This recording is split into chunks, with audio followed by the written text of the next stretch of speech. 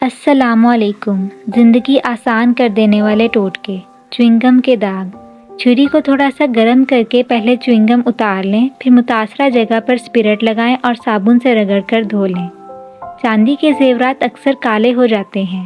انہیں کالا ہونے سے محفوظ رکھنے کے لیے جیولری باکس میں 4 سے 5 عدد چاک ڈال دیں۔ جیولری خراب نہیں ہوگی۔ اگر بجلی کی استری کو زنگ لگ جائے تو کھانے کے سوڈے سے صاف کر لیجیے۔ چوہے بھگا دیں۔ جہاں چوہے ہوں وہاں پیپرمنٹ باریک کر کے چھڑک دیجیے، چوہے نہیں آئیں گے۔ جلی ہوئی دیچکی صاف کرنا۔ اگر دیچکی اندر سے کالی ہو جائے تو اس میں پانی بھر کر 3 چمچ ٹاٹری ملا کر آدھے گھنٹے کے لیے پانی کو ابلنے دیں، دیچکی صاف ہو جائے گی۔ ہاتھوں سے لہسن، پیاز اور مرچوں کی بدبو دور کرنے کے لیے ٹوتھ پیسٹ مل کر ہاتھ دھو لیں۔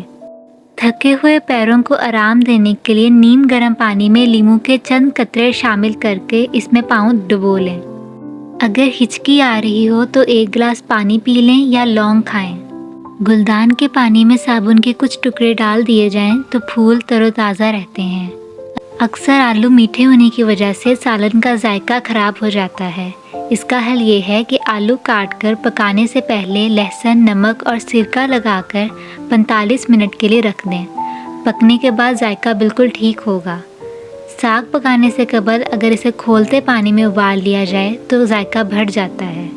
سنک کی نالی بند ہو گئی ہو تو گرم پانی میں کپڑے دھونے کا سوڈا شامل کر کے سنک میں ڈال دیجیے۔ کچن کے کیبنٹس میں اگر پھٹکری کو باریک پیس کر رکھ دیں تو کیڑے پیدا نہیں ہوں گے۔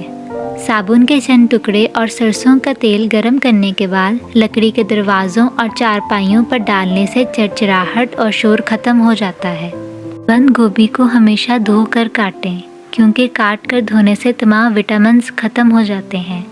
بینگن کاٹ کر رکھ دیں تو ان کی رنگت کالی پڑ جاتی ہے۔ اگر انہیں کاٹنے کے بعد نمک والے پانی میں بھگو دیا جائے تو رنگت تبدیل نہیں ہوتی۔ ابلتے ہوئے پانی میں مٹر کے چند چھلکے ڈالنے سے رنگت اور مٹھاس میں اضافہ ہوتا ہے۔